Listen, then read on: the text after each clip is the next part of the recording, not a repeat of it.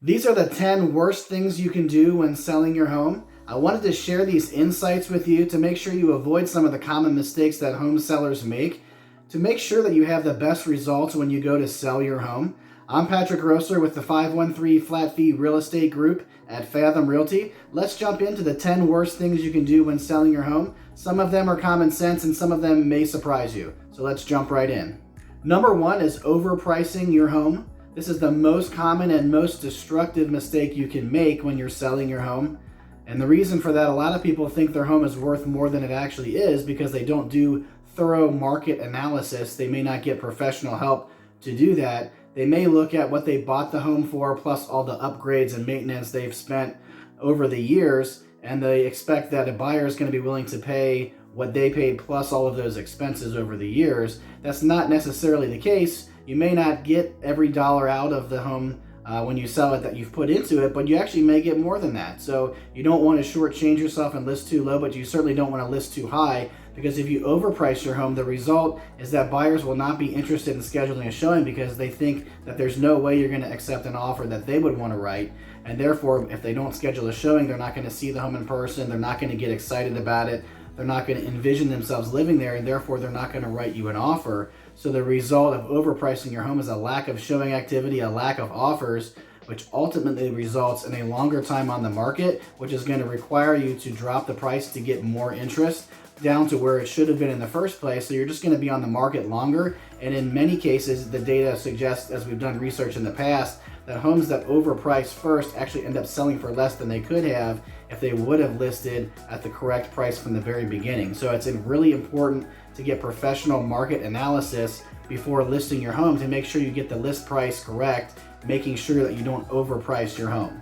Number two is neglecting repairs. Now, this doesn't mean you have to upgrade the old kitchen, repaint every room, redo all the flooring, but if there's things that are actually broken, if the HVAC doesn't work, if there's a leak in the plumbing, if there's snags in the carpet or scratches all over the floor, there's holes in the walls, things like that that are actually broken that need repair right now before somebody moves in, you want to take care of those before you list your property, before you start showings. That's obviously going to have a negative impact on buyers' impressions of the value of your home if you don't do those repairs that are actually needed before they move in. So don't make the mistake of neglecting repairs, but also don't go overboard on upgrading things that you don't need to. Get some professional advice on the things you need to repair and the things that you can actually let go that you don't need to address before listing your home. Number three is poor presentation. Not cleaning your home, not decluttering, not staging your home will negatively impact buyers' impressions of your home. That's both online in the photography that's done and also in person when they're actually walking through your home for a showing. If it's not clean, decluttered, and staged, at least to the point where they understand what the purpose of each room is, it's going to negatively impact the number of showings you get, the number of offers you get, and ultimately the price and terms that you get for the sale of your home. So make sure you get some advice on that. You follow that as much as you can to clean, declutter, stage your home to present it properly for photography and for in-person showings. Number four is inadequate marketing. Now, I could have a whole nother video. In fact, I've done plenty of these videos in the past on my channel that you can check out. One of them is called the 3 Ps of marketing, so I'll link that here as well. But doing inadequate marketing for the sale of your home is a huge mistake if you're not actually marketing your home to all potential buyers, not only in the MLS, but also on all of the home search sites and apps, also on social media.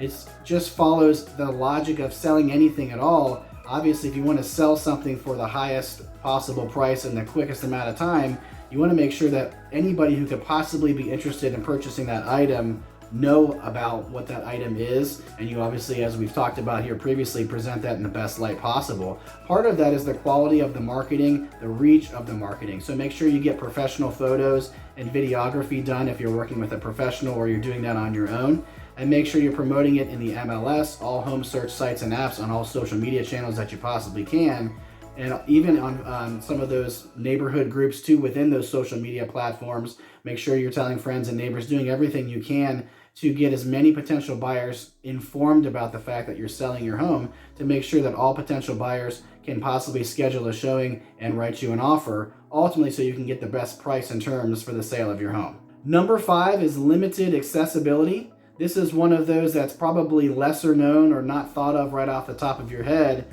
in terms of accepting showing requests. So once you're on the market, buyers and or their agents are going to schedule showings. They're going to request a time and date to see your home. If it's an inconvenient time for you, maybe because you can't clean, declutter, and stage in enough time because it's short notice, or maybe you have other plans at home, whether you're working from home or you're having guests over at that time, the best thing you can do is probably just figure out a way to make it work, even if it's an inconvenient time.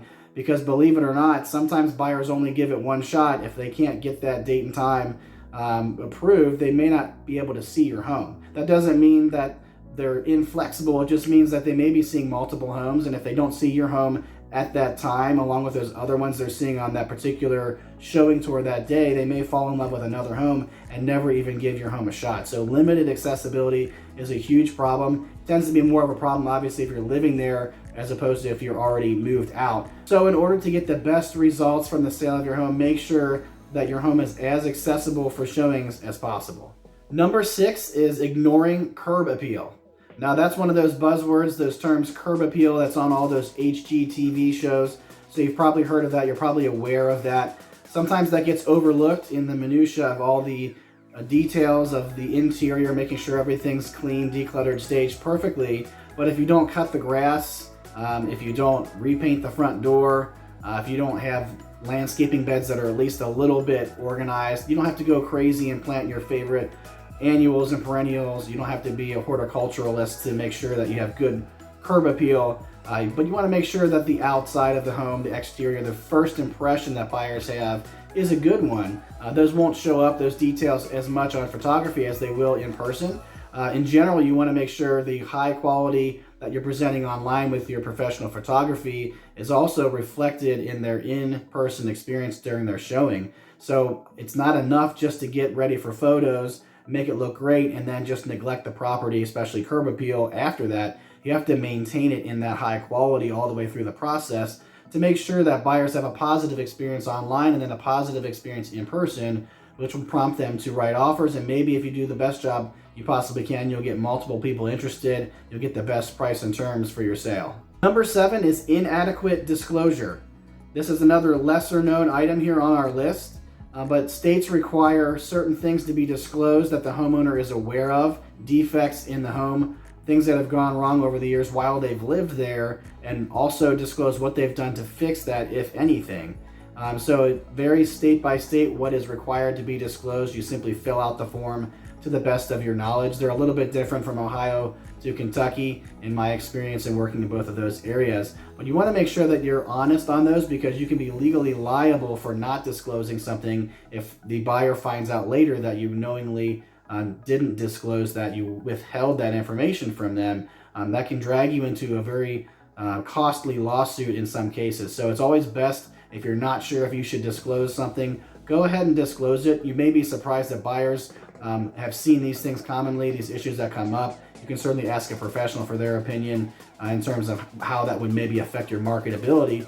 But speaking of your professional, if you're working with an agent, they're not supposed to guide you on how to answer those questions. So you just need to answer them as honestly as you can. And then just have the expectations up front, again, with the help of your professional, your agent, what to expect in terms of buyers' reaction to those things. You may find out they're not as big a deal because they're more common than you may think. But the last thing you want is to not disclose something and have that come to bite you later in the form of a very costly lawsuit. Number 8 is poor negotiation skills. Now, this is most common in a for sale by owner situation where the homeowner doesn't have professional help from a real estate agent, but it may also happen if the real estate agent has a lack of experience or just simply isn't good at negotiating. There's some questions that I recommend you ask before hiring a realtor if you are going to do that. I'll link that video here. One of those things is about negotiation as well. But if you have poor negotiation skills, that's really going to impact negatively the price that you can sell your home for, the closing date, the inspection terms. It's going to hurt you after the inspection when the buyer requests repairs. If you don't know how to negotiate those terms, which repairs you should have to do and which ones you shouldn't have to do, different ways you can handle that, whether that's actually getting those things done before closing at your expense and providing receipts to the buyer, or if that's just giving them a credit at closing or paying a contractor. out of the proceeds of closing. If you don't know those tactics and those approaches, and you don't know what's commonly acceptable as a repair request or not, that's a huge issue as well. Again, in addition to the initial offer terms. And then if there's a low appraisal, you may have to actually negotiate with the appraiser to prove to them that the comps that you're looking at are actually better than the comps that the appraiser looked at. The market analysis that you do and your negotiation skills there can go a long way to bridging the gap between the purchase price and a low appraisal as well. So there's several different steps throughout the process. You have to have strong negotiation skills in order to get to the finish line with the price and terms that you want for the sale of your home. Number 9 is emotional attachment. Now, selling a home is different than selling other items. It's the place that you've lived in. In some case, you may have lived there for decades. Maybe you actually built the home, and so you're the only one who's ever lived there. Maybe you've raised your family there. Maybe you're inheriting the property and your parents lived there and they passed away and there's a lot of emotion going on. Maybe it's a divorce situation. Either way, there's a lot of emotions that are involved typically in making a move from one house to another. So definitely selling a home can be an emotional experience because of that.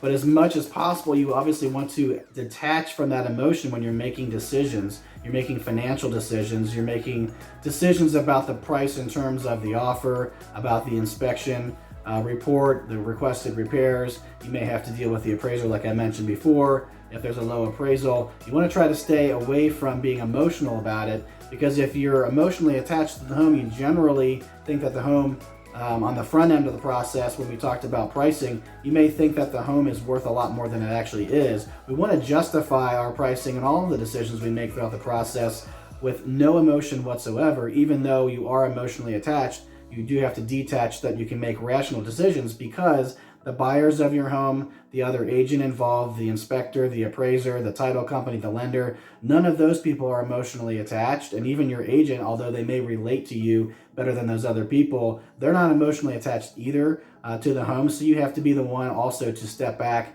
and make rational decisions with the help of your professional if you're working with an agent, and to coordinate with all these other parties involved who aren't emotionally attached to make sure that you can get the best price and terms for the sale of your home. Being emotionally attached is just going to cause problems, confusion, because again, the other people just can't relate to that emotion that you're feeling about the home. Number 10 is lack of professional guidance. Now, of course, I'm a real estate agent. I serve the greater Cincinnati market, so you might have expected me to say that as some sort of a sales pitch to try to get you to hire me to help you sell your home. But it's pretty obvious that if you don't have the experience in selling your home, maybe you've never done it before, or you've only done it once, or it's been a long time since you've done that, even if you've done it multiple times. The market is always changing. Practices are always changing. So it's very important that you at least entertain the idea of hiring an agent, interview some, ask the questions that we recommended with those other videos, and look at the different types of options you have. We'll actually do some videos on that here in the future. We'll link here in terms of whether you want to work with a full service agent, a limited service agent, someone with a flat fee, or someone with a traditional commission structure. Or if you do, after you've done all that research, you want to go ahead and do it on your own anyway, because at least through that interview process, you will have learned what you're able to do and what you're not able to do, what kind of work those agents actually do for you, and whether or not you can actually do that yourself. Obviously, as a professional real estate agent, I recommend hiring one. I don't know if I would be the right fit for you or not if we haven't spoken. And certainly if you're watching this and you're in a different state that I don't service, I can't help you personally, but I may be able to recommend someone that can. If you have questions about that, you can certainly reach out to us. But I think the common sense takeaway is if you hire a professional to guide you through the process of selling your home, it's most likely you're going to have a better experience. You're going to get a better price, better terms for the sale of your home. You're going to have a lot less stress throughout that process, have a much smoother experience if you hire a professional. So those are the 10 worst things you can do when selling your home. Hopefully knowing that information is actually going to help you to avoid some of those common mistakes that homeowners make and help you to get the best results when you're selling your home. If you happen to be in the greater Cincinnati area, either in Ohio or Kentucky, and you want to interview me or a member of my team to consider hiring us to help you sell your home, we'd be happy to schedule a call with you. The best way to do that is to visit our site at 513flatfee.com, and you'll find a couple different ways there as you scroll through the page to click a link to schedule a call. We'll set aside some time. We'll do some research ahead of time if you give us some of your information about your home, so that we can be prepared for that discussion and it can be as helpful for you as possible. And ultimately, you can determine if we're a good fit or not, or if you even want to work with an agent or not, or maybe do it on your own. So if you have any questions, you can also reach out to us that way as well. It doesn't have to be a situation where you're ready to sell your home. Go ahead and click a link to schedule a call. We'll see how we may be able to help you. And if we can't help you directly, we can certainly point you in the right direction to get your questions answered. I'm Patrick Grosser with the 513 Flat Fee Real Estate Group at Fathom Realty.